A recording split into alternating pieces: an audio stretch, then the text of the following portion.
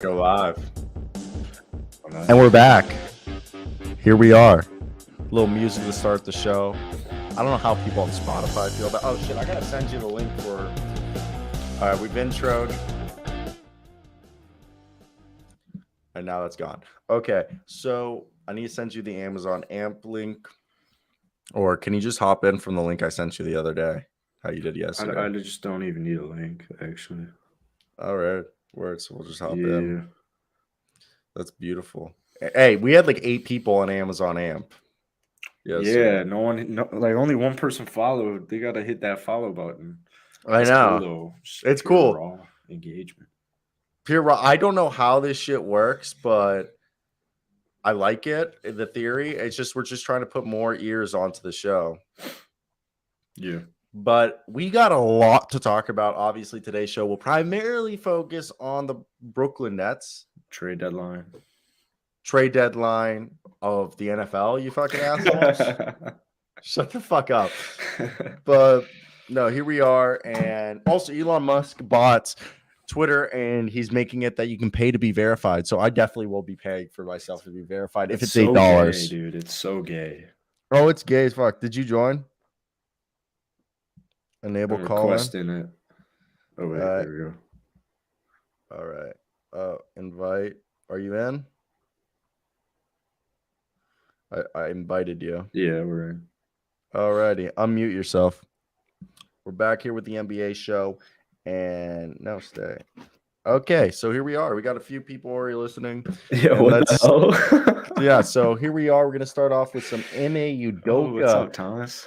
Information, and it's definitely interesting as all hell. I want to hear, before we go, initial thoughts when you saw this, because I saw first off that it was going to be there was 2 coaching options, Quinn Snyder and Ime Udoka. And from the minute I saw that, I was like, they better get Ime Udoka, because I love Quinn Snyder, but Quinn Snyder is known for running a complex system, and it takes a year to install typically. That's why a lot of guys, when they would play for the Jazz, everyone said their first season was usually a wash year. Jeez. So, yeah. Oh, there we go. So, I want to hear your thoughts, and let's get right into it. They fired Steve Nash after parting ways, going 2-5. I guess Kevin Durant was saying the right rhetoric. He was saying fire Nash before the season. Udoka was 45. He was set to miss the Celtics' entire season after violating team policies for fucking the chief financial officer's wife and getting caught on the ring cam doing so. He also fucked another staffer, and supposedly he engaged in sexual misconduct in ways that you're also muted on the Amazon AMP, by the way. And no, I'm not. Okay, you were for a second, but he was besides that, the main reason he was fired and they didn't want him back was he made first, when he initially pursued the relationships, he made crude comments. They didn't say what comments, but we assumed that he's probably like, that ass is so fat, it's like the North Star. I just want to follow He's it. like Adam Levine. Yeah, like he was saying, supposedly before having relationships with some of the women, he made derogatory remarks in a workplace, which is not allowed. He can't go up to a coworker and be like, those tits be looking nice today, like.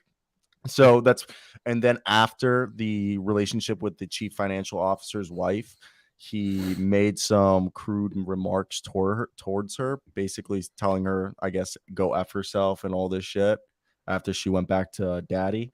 And now he is the new head coach of the Brooklyn Nets. And he was actually a guy who's brought up with the Sixers. He's a guy who's played every position as a pro when he was a player, 1 through 5, played for 3 colleges, was an assistant under Brett Brown, was an assistant under Greg Popovich. When he started, he was a key reason why LaMarcus Aldridge joined the Spurs, and he even was with the Nets for a year. And then he went over here and was replaced by Joe Mazzulla. Nash was 94 and 67 in 2+ seasons. Nash, we agree, the problem was in-game adjustments. He's going to go to coach rehab and just sit behind a bench for a few seasons and get a job in a few years. But decision to move on Nash comes amid months of turmoil in the organization, including yet another off-court controversy, including Kyrie Irving. We can go further into this, which we will. I just want to hear your thoughts. Let's get right into it. Dude, people hating on Kyrie Irving is so embarrassing. Like I have such a strong opinion on that. I think it is You so better weigh your embarrassing. word. You better And weigh your. I'm Jewish, so you better weigh. that's what I was gonna say. You're Jewish. I'm gonna say first off, you want to hear my take before you say, Sure, yeah. just to give you context. As a guy who's Jewish, but I'm not kosher. Like I eat bacon. I'm not a good Jew by any means. If a rabbi, I do stuff on the Sabbath. Okay, I break so many laws that like are looked out. But I'm still a Jew. I still believe in Judaism. Now, I don't think what Kyrie did was as bad as Kanye. Fuck Kanye and what he's doing right now. Kanye is fucking crazy. Okay, like where Kanye had a spreadsheet of all the Jewish people, you could do that with all the Christian people in the entertainment and all the businesses. You could do that with all the Muslims in the world that run shit. That's just those are the 3 most popular religions in the world. So shut really, the fuck though. up. They are. Then do it. Then do the list. But I'm not. I don't care. I don't care. It's religion. Yeah. It's whatever makes you happy. Okay, people like religion doesn't control shit, bro. But what I think Kyrie did was just idiotic.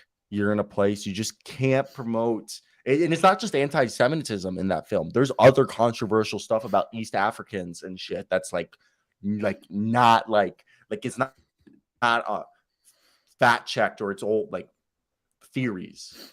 That's why it's very explosive rhetoric that could lead to discourse in a nation that's already experienced discourse. That's why. And the other thing is you just don't talk about Jews once. And also it's like when Kanye tried comparing the Holocaust to the amount of black babies that are aborted every year. Well, Kanye is not my problem. Neither are my problem. Kanye West is obviously a little crazy. I mean, he always was. How you can't be that artistically that's what without being a little crazy. What I'm saying is what Kyrie did wasn't as bad as Kanye. It's not. He should be canceled. What did Kyrie do? I don't even. He promoted. Let's promoted a film that was. Oh, so no, he didn't. Okay, so he shared on his social media a film that's on Amazon Prime. So part of this should be on Amazon. I don't know if it's still on Amazon Prime. That he saw on Amazon Prime called Hebrews to Negro, I think, right? Or Hebrews to Black, something like that. It's a very explosive title. Hebrews to Negro, the film. And it is he, by sharing it on his social media, it's considered a type of promotion. And the film is a very explosive. It's basically talking about the true identity of the children of Israel. And because there's this whole like belief, like, let's just be real. All the people in the Bible were probably brown people. Let's just like agree. And it just goes back to like, there's this whole movement of people who are claiming to be the original Jews. And just like, it's just a lot deeper. I haven't seen the film. I'm trying to find more on it. I'm not going to watch the film because I don't care for it. But it's just, after 20 million Jews were persecuted, it's like, you just don't talk about, anti-Semitism is just not something you do in today's society. I've never seen the movie, so I can't comment on the movie. I've never met Kyrie. I can't really even comment on Kyrie. But I just think it was idiotic on his part. I have nothing against Kyrie. I just apologize if it's like that. Like if people are that butthurt, just apologize. I don't think an apology is necessary. As far as I don't know what the whole context or an explanation. Give me an explanation. I don't need an explanation either. It's his life. You're right. Who Kyrie is. I mean, just don't go Kanye. Just don't go Kanye. From a team standpoint, is that ideal? In no way, shape, or form is that ideal. Or as far as what I'm hearing from you, that doesn't sound ideal at all for any party actually involved. But like they're trying to. I don't know. I don't know enough about it, but like I saw a tweet from a Brooklyn Nets owner or a Brooklyn Nets season ticket holder saying like, this is ridiculous. There needs to be repercussions. Myself, along with a lot of other people, will be getting rid of my season tickets.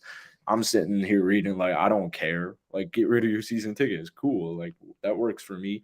But Steve Nash had to get fired, dude. Like it's not like Kyrie Irving and whatever he's tweeting out is the reason. Let's move on to that. That's why. What I'm saying is that's not the reasoning for their dysfunctionality on both sides. They're the worst statistical defense in the NBA. Do you They're think the it's worst part of it statistical though defense. that Steve Nash couldn't control the egos on the team? Do you think that's part of it though?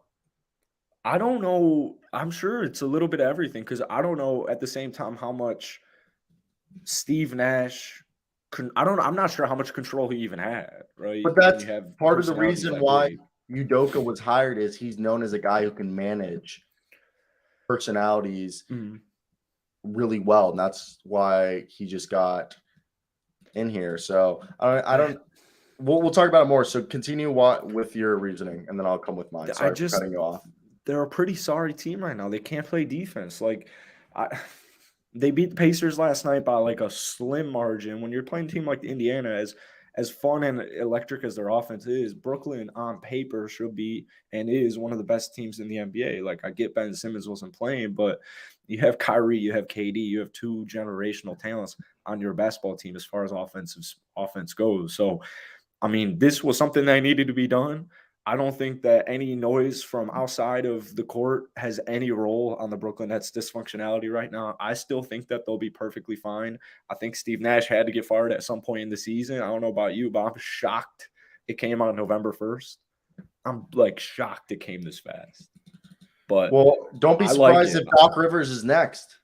I wouldn't. Yeah, exactly. Like Doc Rivers probably is next unless they keep getting some wins, but we'll wait and see. And as far as hiring Ime Udoka, I don't. A lot of the stuff you just said was news to me. When did he get fired? Because as far as I was concerned, wasn't he?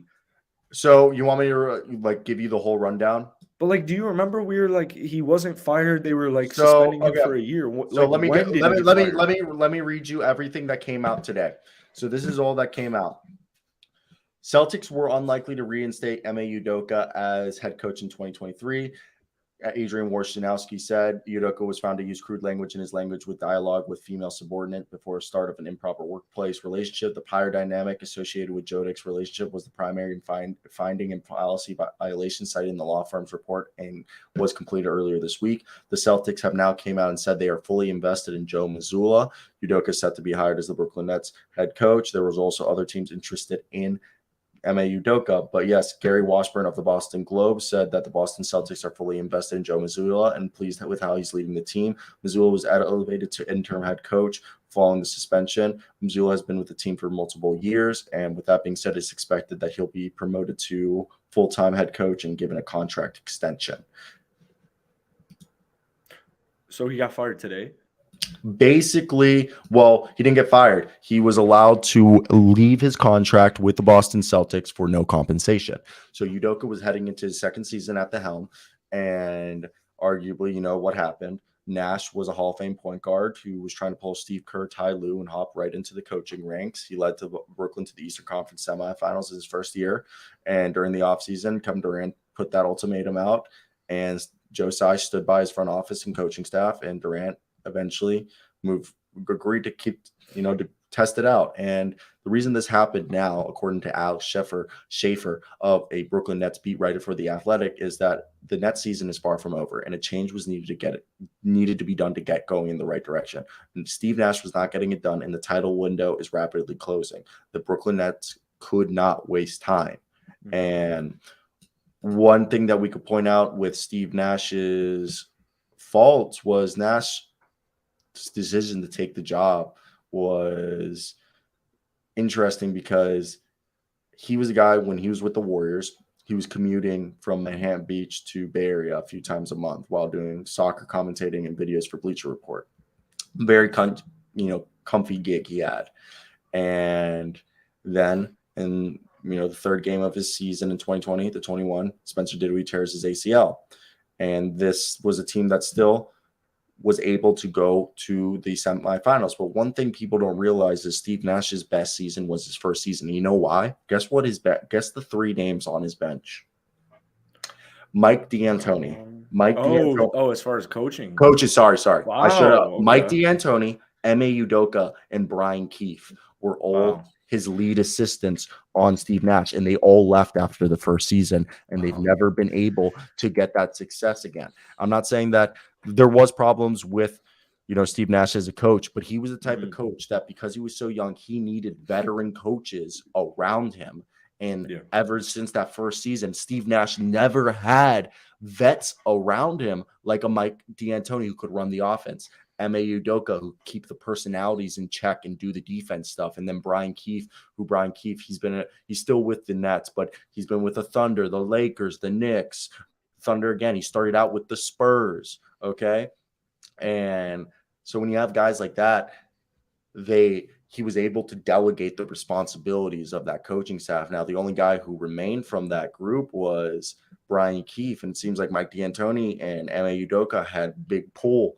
So for me, I think that's one of the big catalysts, because now the assistant coach were Adam Caphorn, Ryan Foran-Kelly, Trevor Henry, Royal Ivy, Brian Keefe, and Igor Kokoskov, who's good, Diego Splitter, and Jacques Vaughn. Jacques Vaughn's going to be the interim head coach of the Brooklyn Nets until Ime Udoka fully takes over. And it's interesting to think, because Ime Udoka was suspended by the Boston Celtics, not by the league, which is the interesting part about all of this. So what are your expectations now? I think the first order of business is fixing the defense, and the second thing is figuring out what the fuck to do with Ben Simmons. Yeah, I think the Ime Udoka situation. I mean, I guess we know a little bit more now. I still don't really know why, sexual misconduct. The league didn't have an issue with that. He broke team policies. There's no rhetoric written in. There's no verbal language or written language in the NBA's policy handbook that says that you can't commit adultery with one of your boss's wives.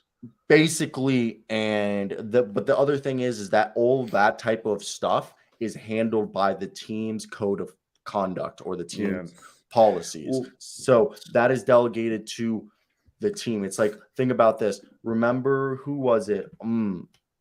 What was his face? I'm trying to think of the coach who cheated on his wife.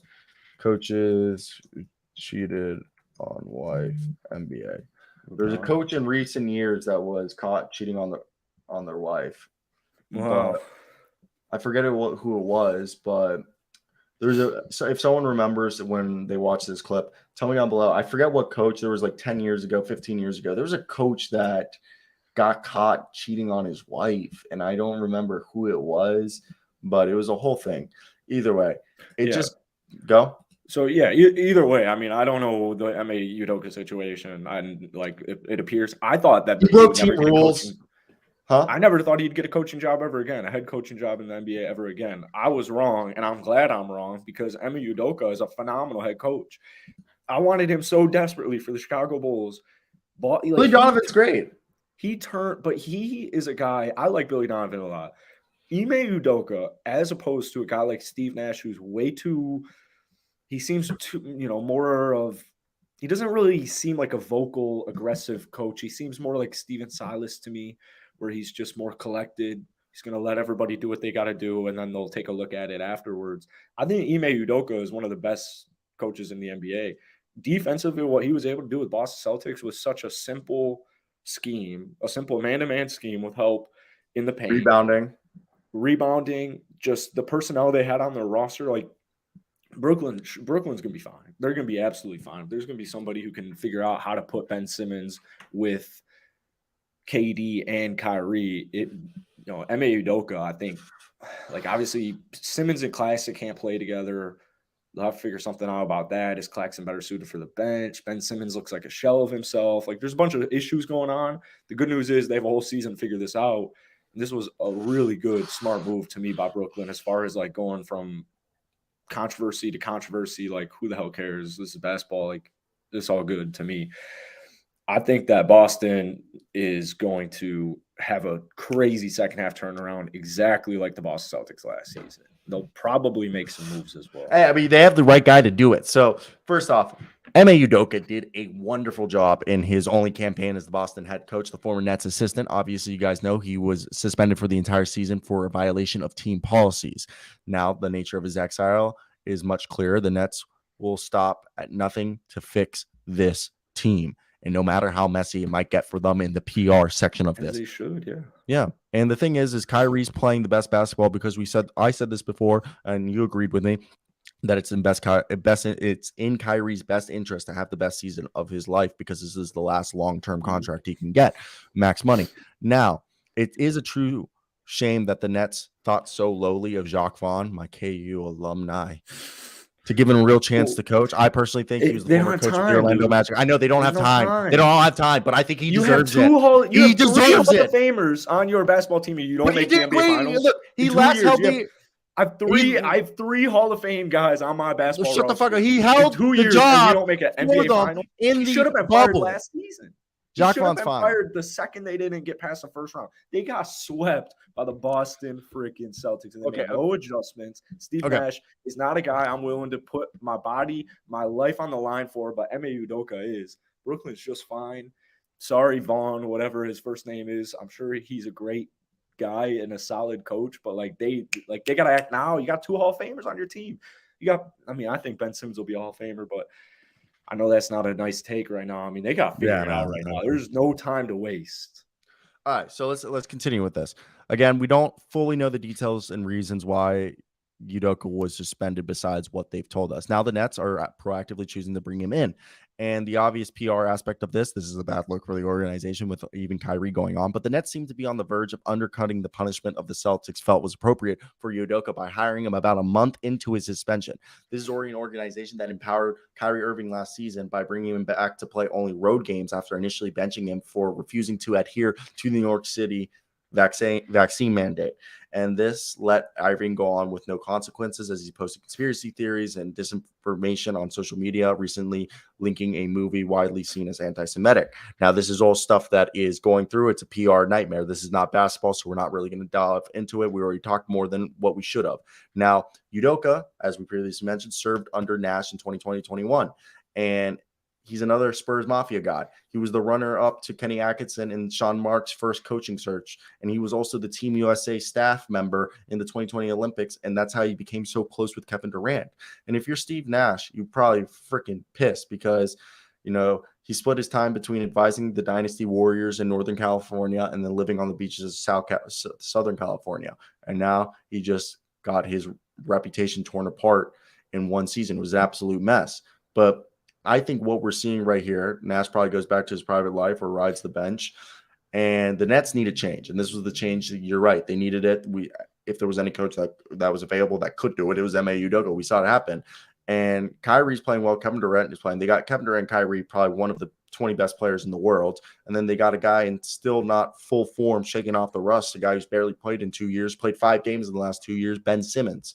And Nash, at his faults, as a head coach, seems to be another example of on-the-court brilliance that doesn't magically translate to the sidelines. And this internal shakeup, might be best. I just think right now the players only meeting after losing to an 11-man rebuilding Pacers team was a sign because this contention window is closing, like Sean Marks said. And they had to rip off the Band-Aid and go into this. So and the question I want to ask you, was Nash doomed to start the season because of the ultimatum? Was Steve Nash set up for failure to begin this season regardless because of the Kevin Durant ultimatum? And then I'll continue going on my tandem. Yeah, he shouldn't have even been the coach. He literally just shouldn't have even come back as a coach. The GM should have been fired also, but I don't know. Sean Marks is not okay. He did the moves that he saved his ass. I don't get how you got Harden. I don't care how many games they play together. I don't care. I don't know how you don't make the NBA Finals. It's crazy. But Milwaukee was a good team. I think Steve Nash is not a guy I would listen to if I'm a guy like KD. If I don't respect him, Ime is a guy who commands respect. He commands respect. So, and you know what takes care of the Brooklyn Nets PR, blah, blah, blah, blah, blah. You know what takes care of everything? Wittig. Yeah. So if the Brooklyn Nets win the NBA Finals this year, no one will give a single damn about any of this stuff. So I don't know, man. My thoughts on Steve Nash. I ranted about Steve Nash being the head coach again all off season. I don't think it should have even been a question, but I'm glad they did it this early. I'm very surprised they did it this early, but I'm very, very glad. So what I want to talk about is the fact that let's talk about what he went through so far this season. What was he dealing with? And the thing is this was a team that okay. So Nick Claxton, for how great he's been offensively, he's been terrible defensively. Joe Harris does not look like himself. Seth Curry's coming back from injury. TJ Warren isn't even back. Oh, and Ben Simmons is a shell of himself. And right now, this is an ill-constructed roster, and they have their own shortcomings. Now, I think the Durant ultimatum, looking back, you just said it. The only way for Steve Nash to keep his job was to win and win a lot. And the Nets simply have not done that. The team has looked pretty blah and like a lesser sum of its talented parts. And the thing is Durant's at an MVP level. You got yourself Kyrie two playing 30 well. point per game scorers on their team, and they got a handful of wins. And that's what I'm saying. The winning can solve a lot. And the Nets didn't do enough of that to help suppress any lingering wounds from this past offseason. The defense has been absolutely dreadful. And it seems like Steve Nash's voice was just, he lost the locker room. And Nash wanted the offense to look like the Phoenix Suns teams that he played on. But the Nets wanted to go ISO heavy far too often, especially in the fourth quarter. And that idea was, as a Hall of Fame player, Nash would have the resumes to hold the star players accountable and get them to listen. It didn't work. Ultimatum or not, that's the essence of any job as a head coach. And obviously, I'll admit the ultimatum didn't help. And I think the bigger question is, how safe is Sean Marks? I think Sean Marks is safer than Nash. Joe Tsai didn't entirely bend to Kevin Durant's demands or to Irving's pressure this offseason. So good for him. But firing Marks would set a terrible precedent. And I think he's fairly safe. And you have to understand he is listed as the alternate governor for the Nets. How many general managers get that title? Sean Marks turned this team from a dumpster fire into a respectable franchise without any draft assets. He may be tasked to be doing that very soon again because Durant might ask out after the season. Kyrie might just walk. So whether replacing a head coach or replacing a general manager, which is harder, they're both hard, but given Sean Marks' resume, I think he keeps his job for now, and he's the right person to steward this organization as the man in charge. And he's the guy who put together this whole era of the Nets. If he goes anywhere, it would just mean that they're blowing up everything. So how do you fix this season? Do you make trades? They have on Tuesday the Bulls, which is tonight, then back-to-back against the Wizards and Hornets. This could be a path to 500. But right now, what do you do with this team? Because if they blow up the team, the assets coming back would set up the Nets to quickly restart. But regardless, they should be able to, I think, maybe fix this. What would you do? Because how do you salvage a 34-year-old Durant on a long-term extension with 2 more seasons after this one for a combined $77 million? Joe Harris has to be minding his own business because he's got nearly $20 million for the next 2 seasons. And then Kyrie, flat earth guy, could be on the way out. So what do you do right now, Jackson? And then we'll move off from this topic. Well, I don't do anything quite yet except for implement Ime Udoka's defensive scheme because I don't think you can properly evaluate a team until at least 20 games in. So if things aren't looking on the up and up by 20 games, whenever that is, let's say end of the month, end of November, after Thanksgiving, if it's clear Brooklyn needs a change, they'll make a change, or they're gonna do something regardless. I think like we saw with Boston last year, like they had a really solid team, one of the best starting fives in the NBA, but they still made 2 huge acquisitions, and Derek White at the time was a huge move. It didn't really necessarily pan out as good as I thought it would. Daniel Tice was a huge addition to him as well. Like you just have defensive-minded players. So I'm implementing defense number 1 priority because you have 2 30-point per game scorers, yeah, but you're also the 30th ranked defense in the NBA. So Brooklyn knows they need to win, and they need to win right now because if you don't, like I said earlier, the only reason Kevin Durant is in a Brooklyn Nets jersey is because of Kyrie Irving. So I think this is probably the last season this happens unless they win the NBA Finals. I really think it is because to me, Kyrie is such a wild card where if they don't win the NBA Finals, if they don't even make the NBA Finals, I don't think the Brooklyn Nets have really treated me that well. So I'm leaving. And when he leaves, Kevin Durant's going to demand a trade, and then it becomes Ben Simmons' team, which isn't even that bad. That's not even that bad. So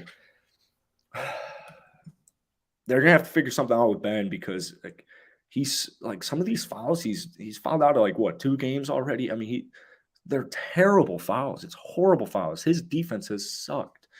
It's been inconsistent. His offense is nowhere to be seen. He'd rather pass it than throw down a slam dunk. So I think Ime Udoka just needs to get this team right, start setting good habits, start playing good defense, and the wins will come because you have 2 30-point per game scorers. You just need to get the defense going. So, hey, TP, you're the fucking man. thanks, I literally TP. dropped that comment. Yeah, thank you for everyone. We've peaked. I think we hit like 19 at one point. So shout out to everyone who's watching. But let's continue with some more of this talk before we wrap it up. So for you right now, they have the 3rd worst net rating in the entire league, but there are some mitigating factors. They've had a really tough schedule. That's something that people have not considered. They faced so far and continue well over the first 20 games. According to NBA.com, they have the 3rd toughest strength of schedule. 5 of their 7 games entering Tuesday have been against teams that could conceivably make a conference finals. Ben Simmons is coming off of mental health and actual surgery. Okay. So there's culminating factors here that I think the Nets, though, it just might be a feature with this particular team rather than a bug. This next 5-game stretch should be easy. And if they win 5 games straight, I think could be good. And I know Jacques Vaughn, because we don't know how many games they'll give Jacques Vaughn for. I'm going to say maybe they gave him this 5-game stretch, and then Udoka comes in because I think they're on the road for these 5. But with that being said, if Jacques Vaughn gets this team winning 5, Jacques Vaughn's basically interviewing himself, or I guess getting a test run for any teams that are looking to fire the coach after this season to see if Jacques Vaughn, hey, if he does good in this 5 games, win those 5 games, Ime Udoka takes a team that's now 7-5. Oh, crap. Okay. And I know that's asking for a lot, but I'm starting to think even if you salvage this season, you have Kyrie entering free agency. And I don't know what you would need to consider what is required to save this season. But Kyrie, people don't realize if you leave him in amicable terms that he feels in good terms, you could pull up Chris Paul and be like, hey, guys, I want to do right with you guys. Please, I want to leave, but I don't want to screw you guys over. So let's do a sign and trade. Let me go to this team and you guys sign and trade me. And it works out for all party. You get some assets back so you guys can stay in contention. I leave my friend Kevin Durant with some pieces and Ben Simmons, and then I go on to my new team. It's amicable. And hopefully that's what ends up happening. So, I mean, yeah, sign and trade to me seems most likely unless they win it all. KD's good as gone. I don't think there's actually any way, shape, or form he stays if Kyrie's gone. So, I mean, KD wants to win. I agree. KD, I mean, he's already won twice. Right, twice. Yeah. So let's move on to another guy that you and I are a very big fan of. And it's been all but confirmed that he is leaving the said team because the current NBA contracts are kind of iffy.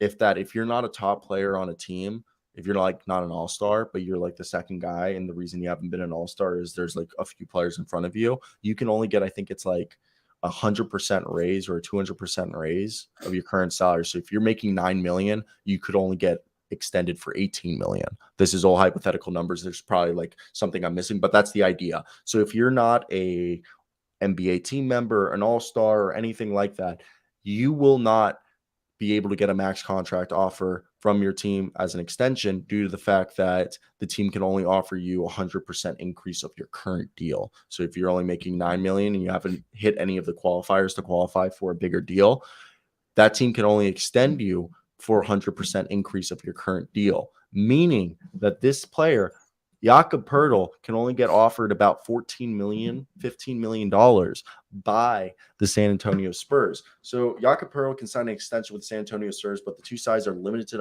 on the number that can be agreed upon at this point due to his current contract that pays $9.4 million. The two sides have reportedly discussed an extension, but Jakob Poeltl believes he could do better on the open market this offseason when his contract expires. Brian Windhorst of ESPN said Jakob Poeltl is in the final year of his deal. From what I'm told, the Spurs discussed a contract extension with him, but he's limited to by how much he can sign for. It's the same reason they traded DeJounte Murray. They did such a good job on the contract that it's almost worked against you, because when you want to sign a player, the player wants more than you can give him because you're limited on how much of a raise you can give an extension. I believe Poeltl can sign an extension that it can average for $14 million per year. That's pretty good money for him, but he thinks he could do better, and I don't blame him. The way he's playing, he probably can. Maybe the Spurs get to the offseason and re-sign him unrestricted, but however, he's headed to free agency. He can reverse course and take the extension offer. I don't know what they have offered. I know the max offer is $14.5 million, $15 million on average. He's a trade candidate, end quote. Brian Windhorst. Thoughts? Yeah, I mean, he's probably gone. That puts San Antonio in a tough pickle, because I like Zach Collins. He's been playing really well. But I don't think Collins or Roby have given me enough to – I don't think they're looking for long-term keys. I think they've got their – it actually kind of looks like they have their guy in Keldon Johnson. He really looks like he's taken the franchise cornerstone. He's like running away with it right now. So – I mean, Jakob Poeltl, I've been watching a ton of Spurs games this season. I've been making a ton of Spurs videos. I think there's a legitimate argument that he's a top 5 center in the league just because of his defensive capabilities. I mean, 2 nights ago, Karl Anthony Towns had a really good first quarter. After that, he was shut down. So was Rudy Gobert. So I think long-term, like it doesn't make too much sense for San Antonio to keep him, even if I know Poeltl has he's quote unquote evaluating his future with the San Antonio Spurs right now, but I think the money's going to get in the way and be a problem. So I don't think he stays, unfortunately. I think that they probably trade him away around the trade deadline, but I don't know if they're looking at next year's draft to find a replacement or free agency. I'm not quite sure what they plan on doing. I mean, Ayton would have been really nice for this team, but so according to John Hollinger's stats for qualified centers this far in the season, through his top 20 centers in this order by PER is Nikola Jokic is the best center in the NBA currently. Number 2, guess who's the second best center? Jonas Valanciunas. Well, number 3, and we're going to only do guys who are playing at least I think 16 or 17 minutes a night. Because Naz Reid would be technically 3, but he's playing 10 minutes a night, so that doesn't count. Number 3 is Joel Embiid. Number 4, Nick Richards. Number 5, Alperen Şengün. Number 6, Bol Bol. Number 7, Kristaps Porzingis. Number 8, Andre Drummond. Skip Robin Lopez because he's barely playing. So right here at 9, I believe it is our man Jakob Poeltl, followed up by Brook Lopez at 10. And then 11, you get yourself to Christian Wood. 12, Rudy Gobert. 13, Walker Kessler. 14, Nikola Vucevic. 14, Jock Landale. And then 15, Beef Stew, Isaiah Stewart. So isn't that a crazy list? The 9th best center right now, arguably, is Jakob Poeltl.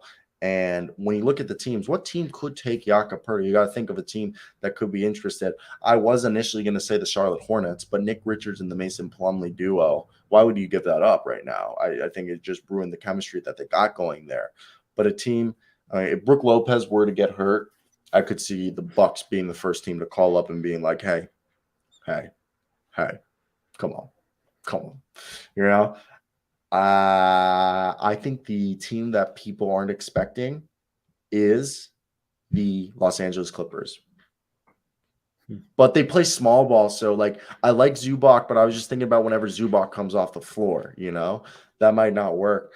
It could even be maybe what team do you see him going to? What if they can convince the Suns, be like, send us DeAndre Ayton, we'll send you Jakob Poeltl. I feel like I'm getting the short end of the straw, but you throw a few picks. You throw a few picks, obviously. I think Toronto's a sleeper. Bring him back. The return of Poeltl. They have the assets for it. So right now, I'm thinking this. Look, I would definitely. They have the assets, but Christian Colocu's worked out so far well. Yeah, he looked great last night. And let's be honest, there could be a shot that if they trade Poeltl, The Spurs are going, you want Poeltl? We want Koloku. We need someone to replace him. Ooh, You know Blazers what I mean? would be really cool. Ooh, the Blazers are sleeper. Mike Posner. That's a good one. Josip Nurkic. Josip Nurkic and Poeltl would be a great rotation. I'm just thinking in my head. I mean, we've talked about this before. We don't think the Lakers' problem is big guys, so I don't think he should go there. Yeah, I've kind of shifted away from that because They don't street need- clothes hasn't been able to stay off the street clothes. So if that Los continues, Angeles, I don't see a reason why I won't. And also, but you go Miles Turner then, because you get Buddy Hield and Miles Turner, unless you're doing Josh Richardson, Doug McDermott, and Jakob Poeltl. Then I would do that deal. Miles Turner just hasn't played over 50 games in a couple of years. So Poeltl, Richardson, and McDermott's the best deal on the table. I think the Lakers should look into it heavily, man. Richardson's a dog. McDermott is a great 3-point shooter. Something they desperately need. I just think I don't think Damian McDermott's playing well too. I don't think Damian Jones or Thomas Brown. I don't think they're ready. Say Anthony Davis goes down for 3 to 4 weeks. They're effed, dude. They're effed. I don't feel good about either of those guys being my starting and bench for a month. But listen to this. The reason why I think the DeAndre Ayton is more plausible is I get DeAndre Ayton on a 4 or 5 year deal, and my team's playing really well now, so we don't even need to rebuild. If I send you Poeltl and 1 or 2 first round picks, which seems more than enough, nothing else there, maybe I tag Josh Richardson in that deal and make the salaries work. I get myself DeAndre Ayton. Now I have a core of Devin Vassell, DeAndre Ayton, and Keldon Johnson for the next 3 years. Yeah, that works. I think that's the best deal on the table for them. Does Phoenix want Jakob Poeltl? Would Poeltl be open to expressing interest in re-signing with Phoenix once that's done? Because this is looking like, unfortunately, the last year of Chris Paul being Chris Paul. I think that's why you got Bridges, you got Cam. You would call up Jakob Poeltl. This is how you get around tampering. You call up if you're the Phoenix Suns general manager, James Jones, you call up Jakob Poeltl's agent. Be like, we're looking to trade DeAndre Ayton for Jakob Poeltl and some picks. If Poeltl comes to the Suns, can we get a verbal agreement between agent and general manager that if everything works out, regardless if we win or not, would Poeltl re-sign with the Phoenix Suns for at least 2 years? If he says yes and then names his price and the price is reasonable, I would not be surprised. But at the same time, if they can make a deal where they get themselves Jakob Poeltl and the 2 first-round picks, and they don't care about Jakob Poeltl walking, they're like, we're fine with Jock Landale, Dario Saric, and Bismack Biyombo. That could also be it for and maybe we'll draft a guy too.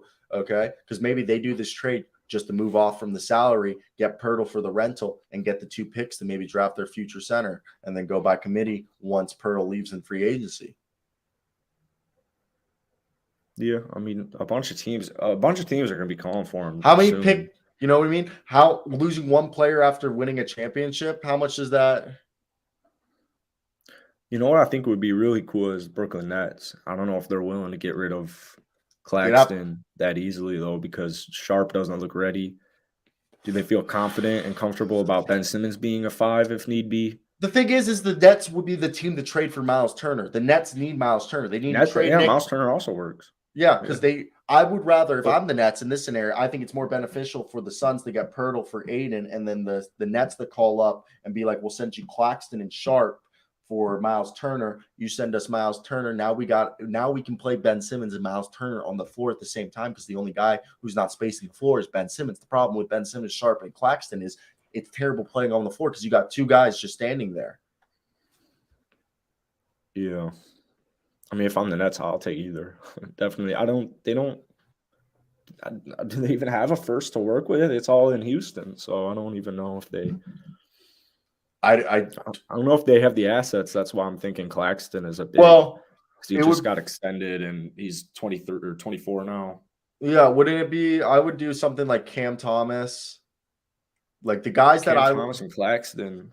Thomas, Joe Harris if they take him, but I view Joe Harris as a negative asset. Well, I was about to say maybe we do a package of. I hate to get rid of the young guys, but not all these guys would have to be included. But a package of Cam Thomas, Claxton, Sharp, and Kessler Edwards and Joe Harris just however, whatever way you want to put that package together. And then Buddy Hield and Miles Turner. Yeah. I mean, that works for me.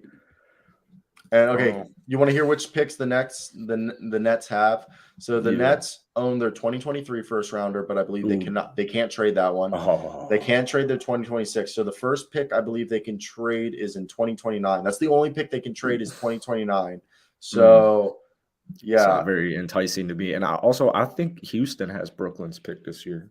Yeah, but they have a bunch of second rounders. So what if I offer you the 2029 first round pick, second round 2029, second rounder 2028, a second rounder 2026, and that's it. And then I give you Cam Thomas, Kessler Edwards, Claxton, and Joe Harris for Buddy. Oh, that's just such a big deal. I don't want to give you all that.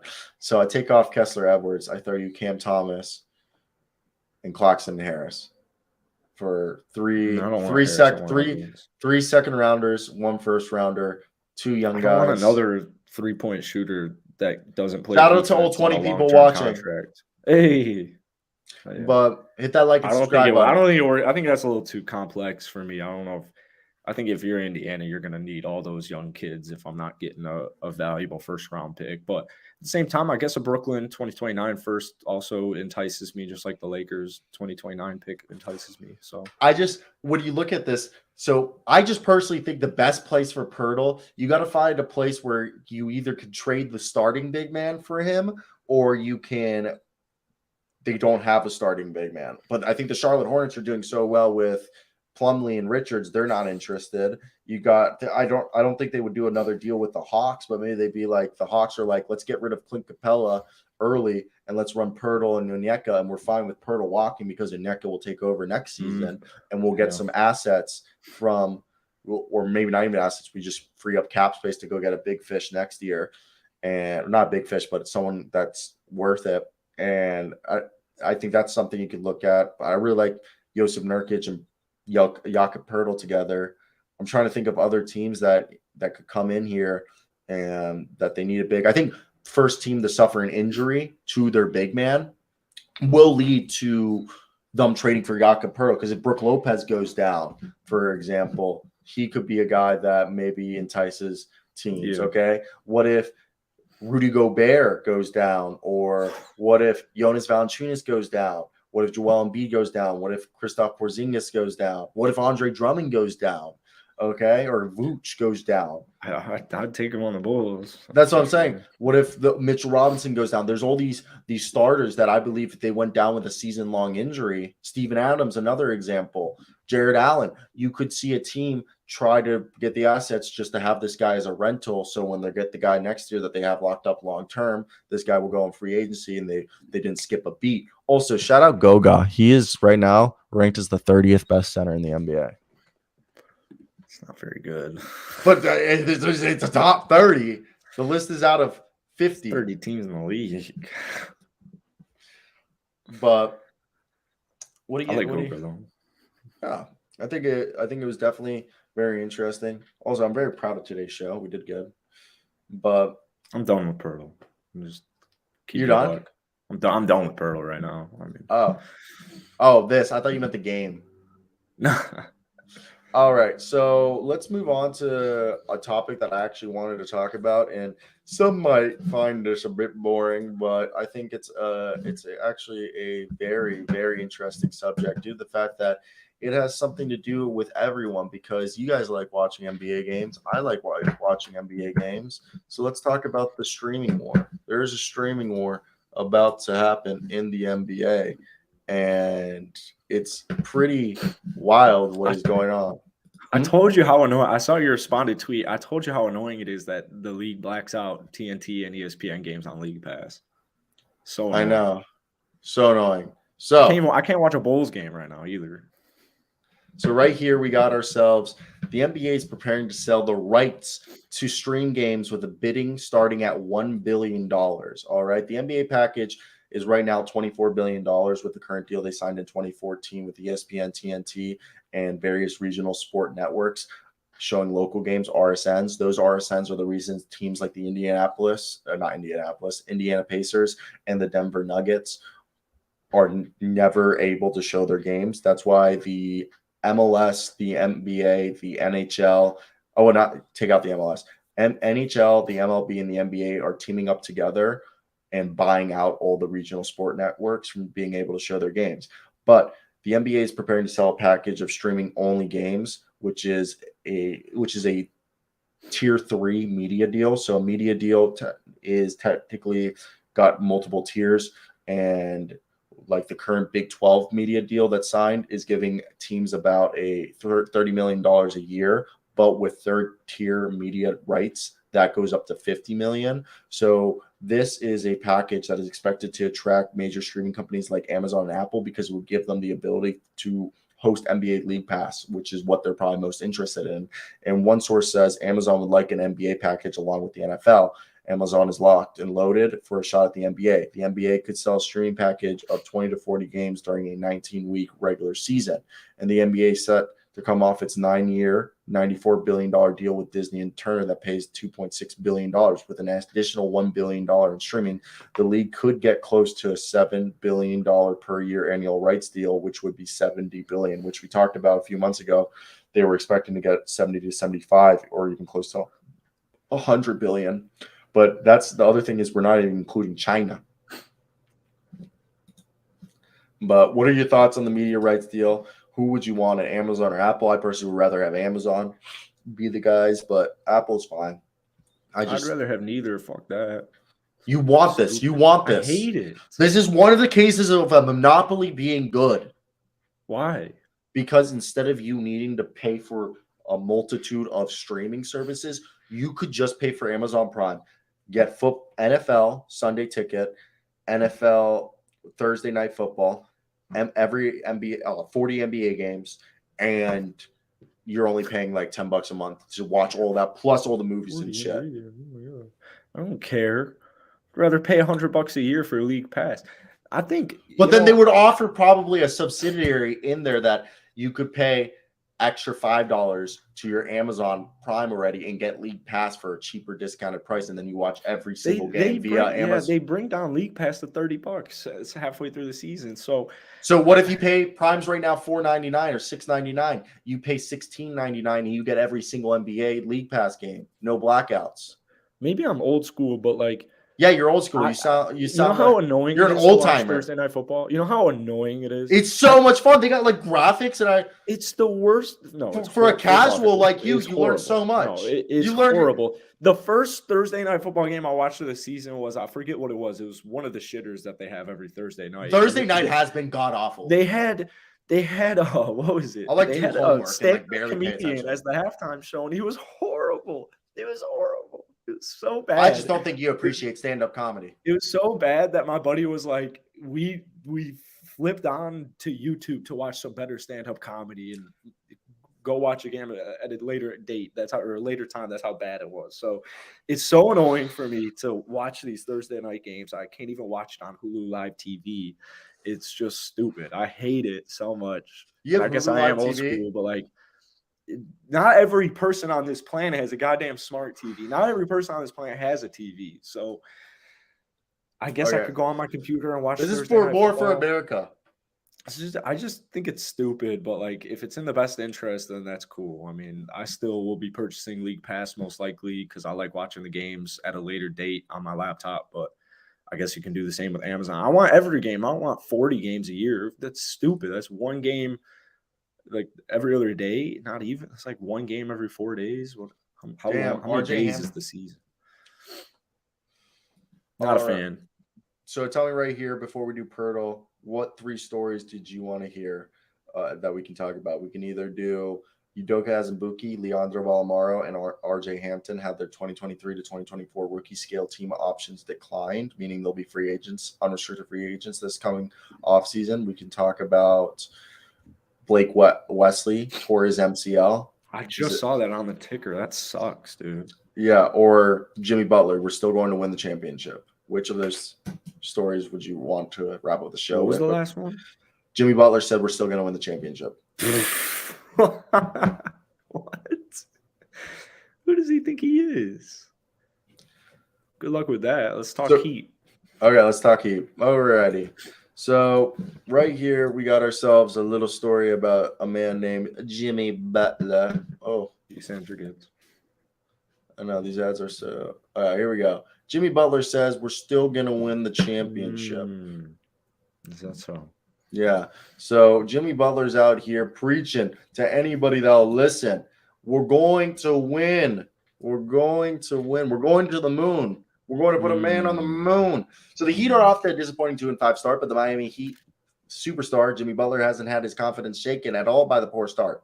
We're still going to win the championship, and I don't care what nobody says. Count us out. We're going to win the fucking championship. I'm telling you. I don't give a damn that we started 2-5, Butler said. Butler was just one member of the Heat to remind the media that it's still early in the season. Miami Heat coach Eric Spoelstra said his team is not in a panic about, but did criticize his players for trying to do too much as individuals. Spoelstra stressed that the team has to stay together, which was something Butler, Kyle Lowry, Bam Adebayo, and Tyler Hero, who's been the most consistent player, all echoed as well. What is going on with this Miami Heat team, and can they fix it, Jackson? No.